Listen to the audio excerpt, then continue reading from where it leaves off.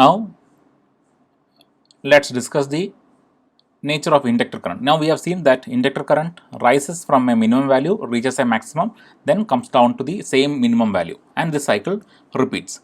Now we have made an assumption that if you remember the assumption, we assumed that inductor is large enough so that the current is continuous. What is the significance of large enough? That's what we are going to discuss now. Now if you see the shape of the inductor current,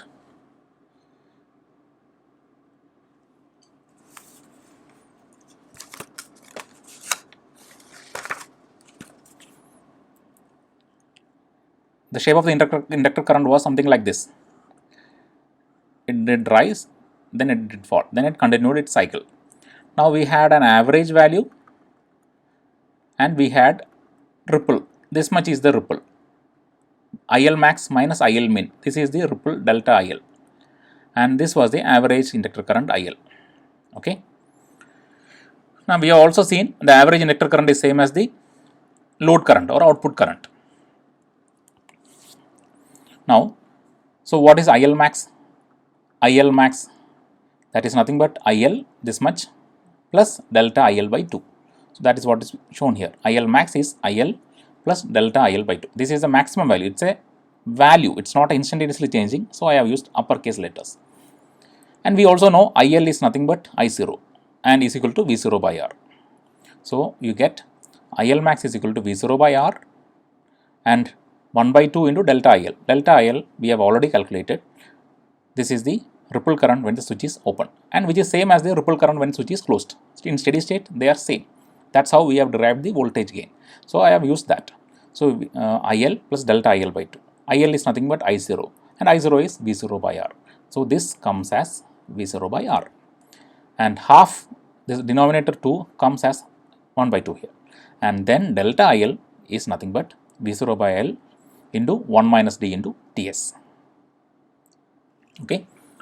So if you rearrange, you can take out V0 outside, then you get 1 by R plus 1 minus D by 2L Fs. This Ts in the numerator I have taken as denominator as switching frequency Fs.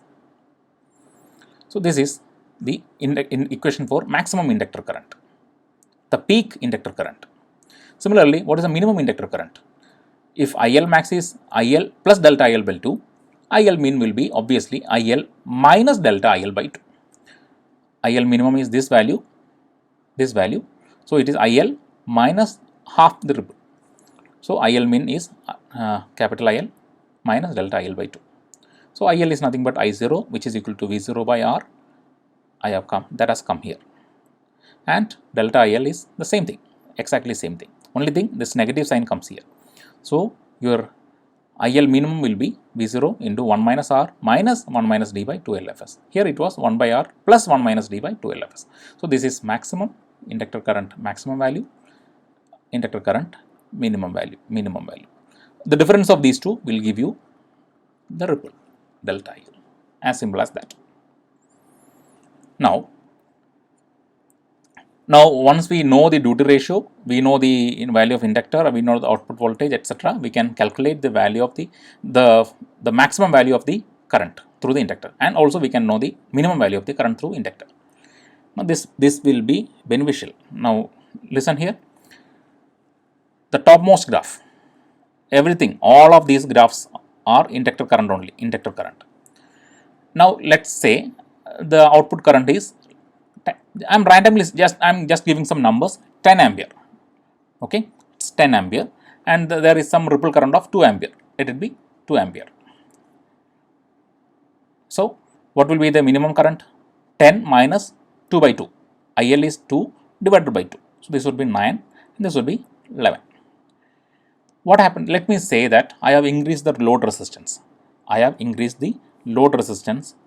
And the average current comes down to just 1.5 ampere. Let it be 1.5. From 10, it has come down to 1.5 ampere. So overall, this system has come down. See, 0 axis is this. Now in the second diagram, it has come down drastically. And what is the IL min? It would be, ripple is still 2 ampere. So it is 0.5 and it is 1 point, already 1.5 is the average. So plus, it would be 2.5. 2.5 ampere. Now, if I further reduce it, and if my average current becomes 1 ampere, that is, I have increased the load resistance so that the load current reduces, and the average current is now only 1 ampere. Now, now it is interesting to see the IL max is 2 ampere. What happens to IL min? It has just touched the 0 x-axis, or it is 0, which means current rises from 0. It was not from some initial value. Now current rises from 0, reaches its maximum value, comes down to 0, and then starts again to the maximum value, which means the current touches, remember the word, touches 0 x-axis or 0 axis. It touches, but it does not stay there. It does not stay here, but it rises again. Okay. If I further reduce the current, let it be 0.6 ampere. If I further reduces, what happens is that current rises from 0, reaches to a point of maximum value, it comes down. Naturally, it will come to 0, and it remains at 0. See here, for this much duration, it remains at 0 for a finite amount of time. Here, it remains at 0 for no time, only 0 seconds. It just touches, rises again. Here, it comes to 0, remains at 0 for a non-zero finite amount of time. Non-zero definite amount of time, it remains at 0, then rises again during the next cycle. That comes down to 0, remains at 0 for a definite amount of time, then rises again. Okay.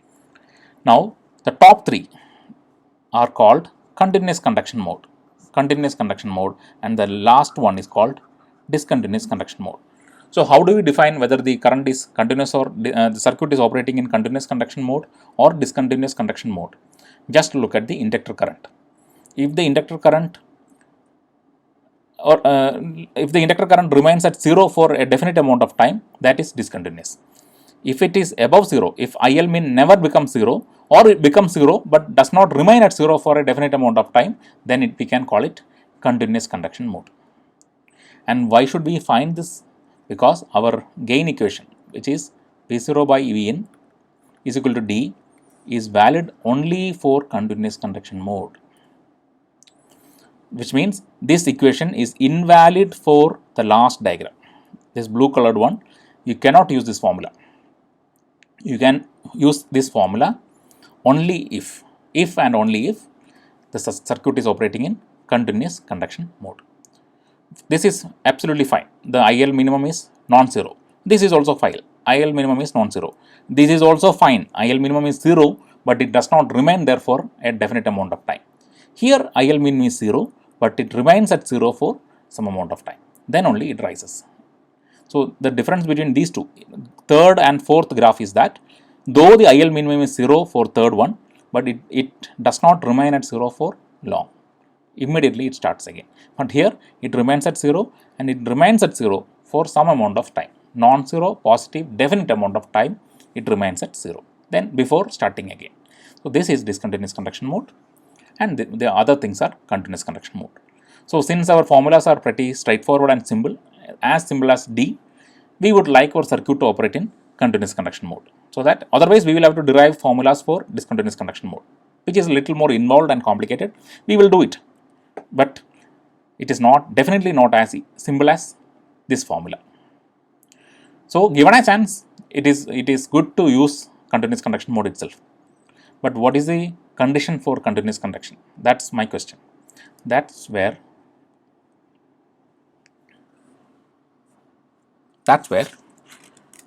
we come to the boundary condition. Okay, the boundary condition between continuous and discontinuous conduction. Now remember, IL min becomes 0 at the boundary condition. See, this is also continuous conduction. Any further reduction, any more reduction in current will result in discontinuous conduction. So this is called the boundary condition. Towards this boundary, it is continuous. Towards this, it is discontinuous. So this example is the boundary condition between continuous and discontinuous conduction mode. I hope you have understood the concept. What is so how can you say that whether the circuit is operating continuous or discontinuous? If it is in continuous, if it is discontinuous, IL minimum should be 0. Not just that, it should remain 0 for some amount of time. In continuous conduction, it is allowable for the IL min to be 0, but it should not stay at 0 for a definite amount of time. It can touch 0 and rise again. It can come down and touch 0 and immediately rise again. It should not remain at 0. So that is the boundary condition. Okay. Now, see, IL min becoming 0 is the boundary condition. Just by knowing that IL min is 0, we cannot say whether the circuit is in continuous or discontinuous. If it is 0 and if it remains 0 for some amount of time, it is discontinuous conduction. Else it is continuous conduction. Okay. The value of the inductance corresponding to this condition is called, corresponding to the boundary condition is called critical inductance. If every circuit has its own critical inductance, it depends on several parameters which we will see shortly. Only if the inductor we use in our circuit is more than critical inductance. Remember, the inductance we have chosen should be more than critical inductance for the circuit to operate in continuous conduction mode. Okay, so it is essential to find out the critical value of the inductance, and then you choose some additional value. For example, if it is L min is the critical inductance, choose 1.25 times L min as the value of the inductance for your circuit. Then it guarantees that your circuit operates in continuous conduction mode. Okay, this will be more clear once we do some numerical examples. Okay, which we will do it shortly. Now, the inductance used in the circuit, this is what I just said, used in circuit must be greater than critical inductance for the circuit to operate in CCM. Why do we say that it should operate in CCM? Only if it is operating in CCM, then we can use the formulas we have derived just now. Okay, V0 is dV in. This is invalid for discontinuous conduction mode. This is invalid for discontinuous conduction mode. This is valid only for CCM. So that's why we take all these efforts to find the critical inductance and choose an inductance more than this, so that my circuit always operates in continuous conduction. Then I can be sure, I can predict. If I know my duty ratio, I can say what will be my output voltage. If it is DCM, the formula is far more complex than this. Okay. Now, how to calculate the critical inductance? The answer lies here. IL minimum becomes 0 at the boundary condition. What is IL minimum? This value. You have V0 also. This is IL minimum. IL minimum is this. Is 0 at boundary. Okay. Now you just rearrange and take the value of inductance. That inductance will be called minimum inductance or L critical inductance. You will get it is 1 minus D into R by 2Fs. It is interesting to note, so the value you calculate like this, you multiply it with some additional factor, some number more than 1. Let it be 1.1, even that is fine. Normally, as a design, we take 25% more than critical value. Okay. So it depends on the duty ratio. Okay, it depends on the duty ratio. It depends on the load resistance, and also it depends on the switching frequency. Higher the switching frequency, you can afford to have lower value of inductance. I hope the concept is clear. Alternatively, if delta IL, current ripple, is given as such, then also we can calculate the critical value of inductance like this. Okay.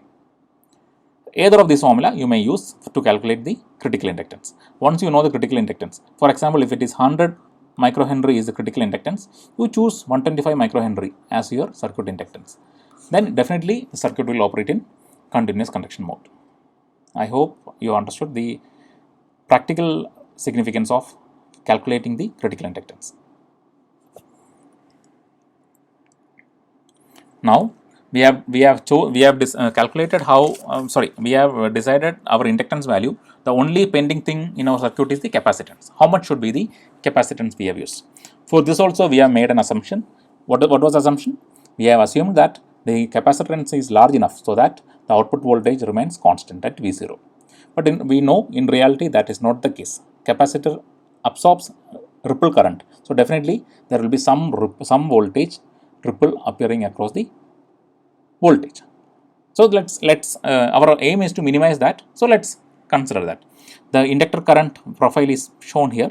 As I have told earlier, this is the x0 axis. This area is delta Q. That is the charge dumped onto the capacitor when the current is rising. Similarly, this delta Q will be same as here. It will be same, exactly same, since it is operating in steady state. So this is also delta Q. Now let's find out delta Q. You can see the entire thing is the ripple current, inductor ripple current. Because ripple does not flow through the load, only steady state current flows through the load. Ripple flows through the capacitor. So this would be delta IL by 2. Whatever, I am trying to find out the area under the curve. Current into time, nothing but charge. I into T is charge. So what is delta Q? Is the area under the curve. It is nothing but C into delta V0. Delta V0 is the ripple because of that. That's what I am trying to find. It's interesting to find when the current is 0, ripple will have its maximum negative value. When the current is peak, it will have correspondingly 0. When the current becomes 0 again, the voltage will have its peak value. Negative peak 0. So complementary kind of a fashion. Okay. So between minus Vmin and plus Vmin, between Vmin and Vmax, you have your ripple. This is your output voltage. The average of this one, the central line value will be the average output voltage, and so this is delta V0 plus the voltage ripple appearing across the output. We would like to have a flat portion like this, but we cannot. We will have a slightly varying voltage profile, which means voltage dips, rises, but it follows the central line, which is maintained at V0. So this is called voltage ripple. Now what is the area? You see, what is the area of a triangle? Half base into height. Height we know it is delta IL by 2. This much is Ts. So obviously this would be Ts by 2. So now we know all the things to calculate. Q is equal to CV0. This is the capacitance formula. So delta Q, change in Q or the charge dumped, is responsible for the ripple voltage. Higher the dumped voltage, higher will be the voltage ripple, like that. So delta Q is equal to C into delta V0, or delta V0 is delta Q by C. Now it's our job to find out delta Q. Half base into height, half base into height. So it becomes Ts into delta IL by 8. That is the charge. So what is C, delta V0? Delta Q by C. Delta Q is this much by C. So T by 8 is there. C will come. This C will come in denominator into delta IL. Delta IL is nothing but V0 into 1 minus d Ts by L. You rearrange the formula. Take this V0 denominator. You will get delta V0 by V0. That is the ripple divided by the nominal voltage. This is called voltage ripple. You multiply it with 100, you will get percentage voltage ripple. So you take it out, delta V0 by V0 is 1 minus d by 8 LC into Fs square. One Ts is there, another Ts is also here. So these two comes denominator at Fs square. L and C is already there, V0 comes here, so only 1 minus d remains. So output voltage ripple is this much. If you want to reduce the voltage ripple, what is to be done? Inductor value is fixed. We have calculated the critical inductance and fixed it. Fs is fixed. Duty ratio is fixed because it is needed to fix the output voltage. The only variable is capacitance. If you want to reduce the ripple, increase the capacitance, like that. Okay. Now we have calculated each and everything which is needed for a buck converter. We have calculated the inductor. We have calculated the capacitor. We have calculated the duty ratio. Whatever was needed to fabricate a buck converter has been completed. We will be doing 1 or 2 numericals to strengthen or emphasize this concept, and so that it becomes much more clear to you. Now let's do one or two numericals to strengthen the concept we have learned so far. This is a design example. You are asked to design a buck converter to produce an output voltage of 18 volt. Let us write it down. Output voltage is 18 volt across a 10 ohm load resistor. Okay, your load resistor is valued at 10 ohm. The output voltage ripple must not exceed delta V0 by V0. Maximum value is 0.5 percentage. Don't forget this percentage sign. The DC supply is 48 volt. Okay, input voltage is 48 volt. Design for continuous inductor current. Okay, which means our formulas what we have derived is valid since it is continuous inductor current. Now let's start it. First and foremost thing is to find out the duty ratio. So as simple as duty ratio is what output voltage by input voltage. You will get it as 0.375 or 37.5%. What does it mean?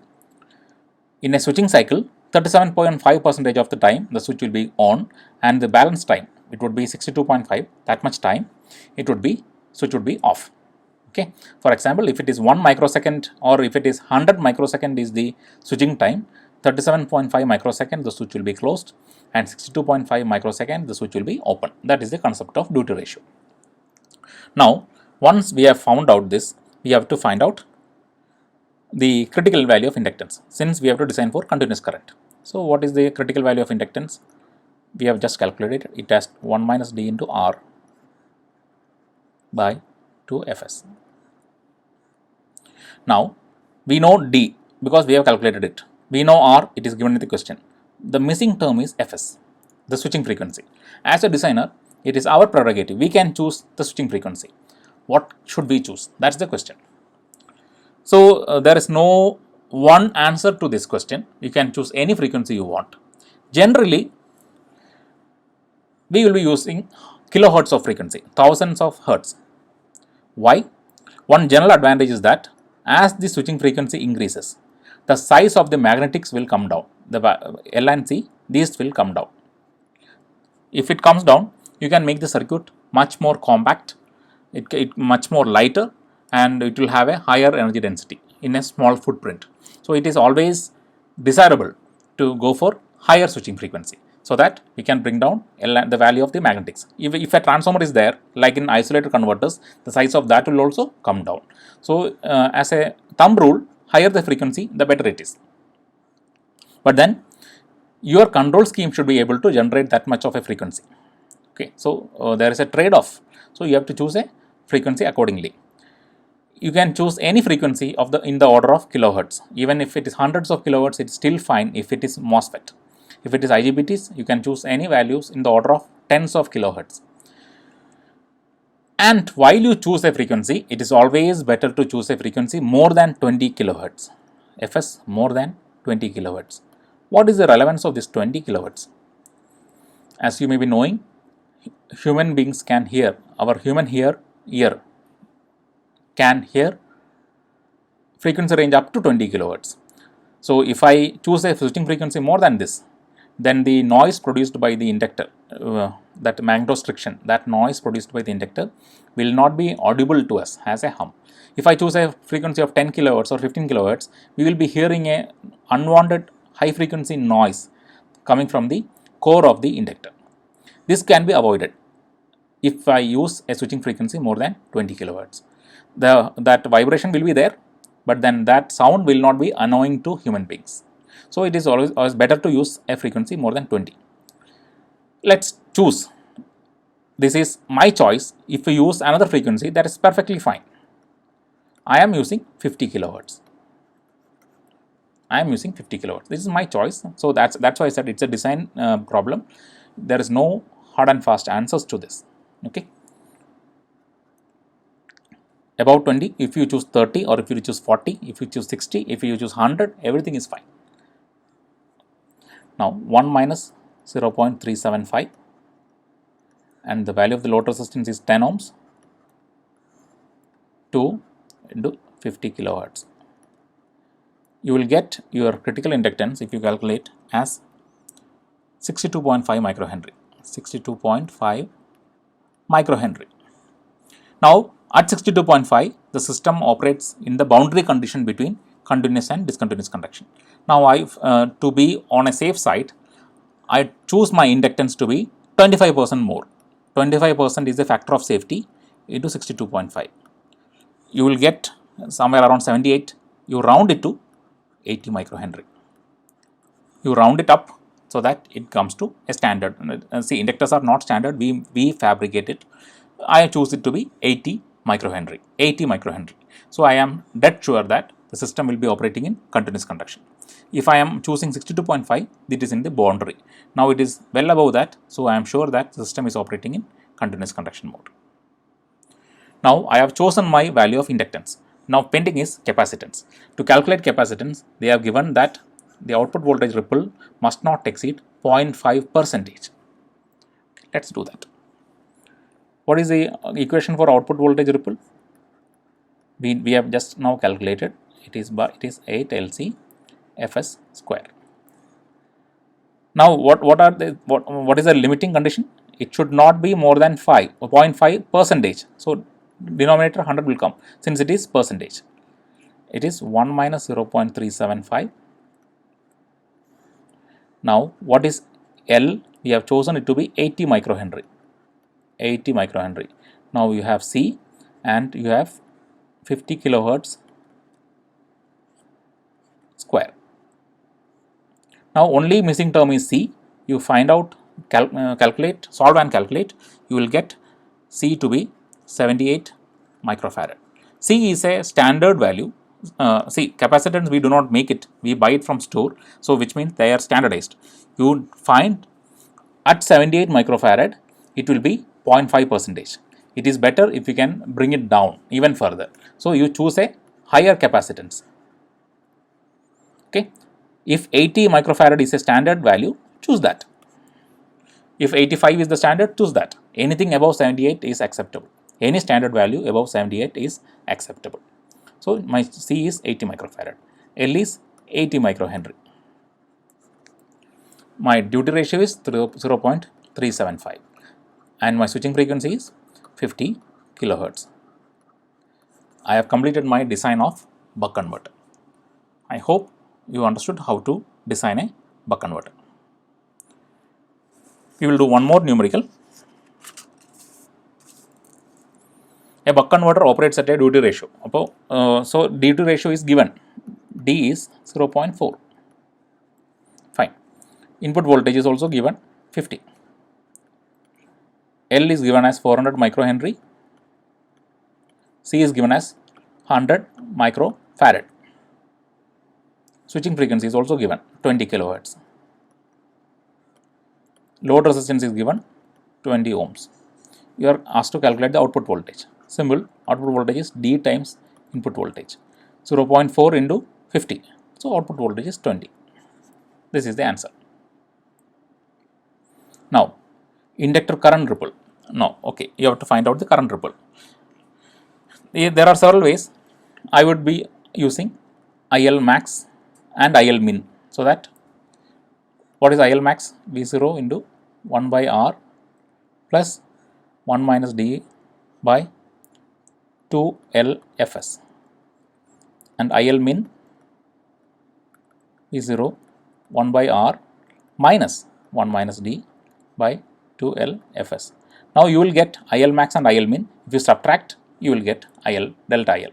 There are other formulas also which gives you straight away delta IL. Whichever is convenient to you, you use it. There is no need to by heart these formulas. You can derive it just by drawing the circuit diagram. So whichever is convenient to you, do that. So if you calculate, output voltage is 20, resistance is 20 again, D is 0.4 given, L is given as 400 micro, switching frequency is also given. Everything is given, just calculate.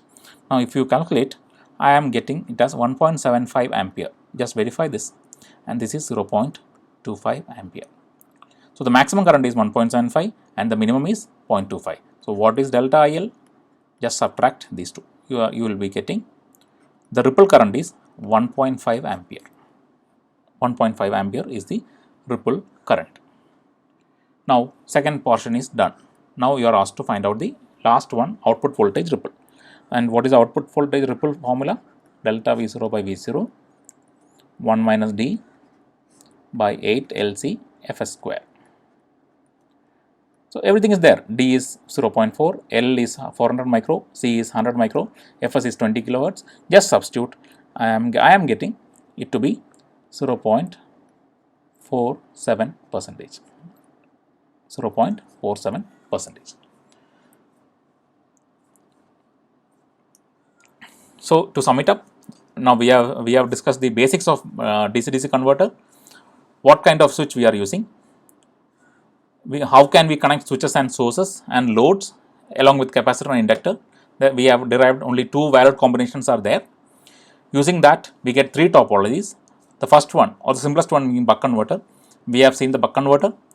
We have seen a real buck converter using switches and diodes. We have derived the voltage gain, making some assumptions. Then we have revisited some of the assumptions, and we have found out the value of the inductance, which acts as the boundary condition between continuous and discontinuous. We have also calculated the output voltage ripple. Okay, everything we have done, and we have done two numericals. I would encourage you to do much more than this, so that it strengthens the concept and design skills as far as DC-DC converters are concerned. In the next lecture, which will be released shortly, we will be doing the same analysis for boost converter. We will be deriving the voltage gain. We will be deriving the value of the critical inductance as well as output voltage ripple. Okay. Just now we have completed the analysis of buck converter for continuous conduction mode. And I would like to tell you one thing. This volt second balance across the inductor, that is the average voltage across an inductor in steady state must be 0. This I have already told you. This formula or this concept can be made use to derive the voltage gain very easily. That is, the issue is that if you are interested in calculating the voltage gain, then you need not do all the analysis steps in detail what I did now. Just finding the current ripple when the switch is closed, then finding the current ripple when switch is open, equating them to be 0. All these things, it is little more involved. You need not do all that. Only if your aim is to only find the voltage gain, you apply volt second balance across the inductor.